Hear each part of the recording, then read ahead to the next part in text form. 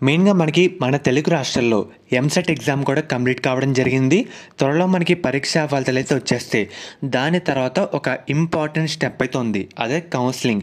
ఆ స్టెప్ వెళ్ళే ముందు ప్రతి ఒక్క విద్యార్థి ఒక హోంవర్క్ అయితే చేసుకోవాలి. అంటే గ్రౌండ్ వర్క్ అనమాట. మనం తీసుకునే కాలేజ్ ఎలా ఉండాలి?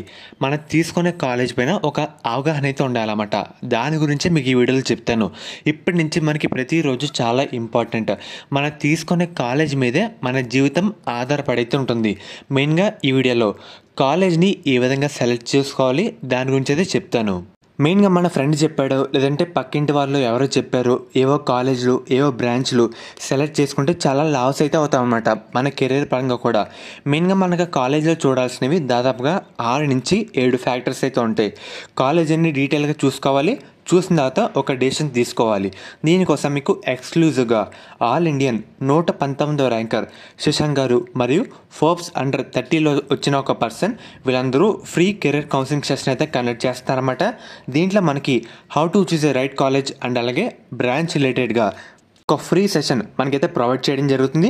మీరు మిస్ అవ్వకుండా తప్పకుండా రిజిస్టర్ అయితే చేసుకోండి. మీకు లింక్స్ కూడా డిస్క్రిప్షన్లో అండ్ అలాగే కామెంట్ సెక్షన్లో పిన్ అయితే చేస్తానమాట. తప్పకుండా రిజిస్టర్ చేసుకోండి. ఇది కూడా ఫ్రీ ఆఫ్ కాస్ట్ అన్నమాట.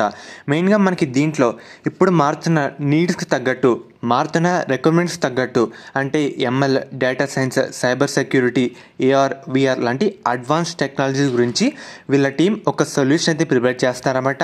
దాని గురించి కూడా మనకి ఈ వీడియోలో డీటెయిల్గా చెప్తారు. మెయిన్గా అందరూ చదివేది కష్టపడి ఒక మంచి జాబ్ తెచ్చుకోవాలనే కదా. బయట సిచ్యువేషన్ ఎలా ఉందంటే అసలు జాబ్స్ అయితే దొరకట్లేదు.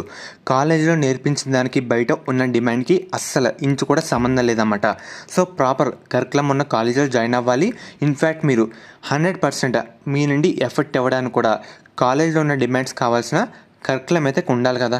మెయిన్గా కాలేజీలో ఒక మంచి కాలేజ్ అంటే ఏంటి, కాలేజీలో మంచిగా ఉండాల్సిన కరికులం ఏంటి, ఇవన్నీ ఈ సెషన్లో ఫ్రీగా జాయిన్ తెలుసుకోండి. మీకు డిస్క్రిప్షన్లో ఒక లింక్ అయితే ఉంటుంది.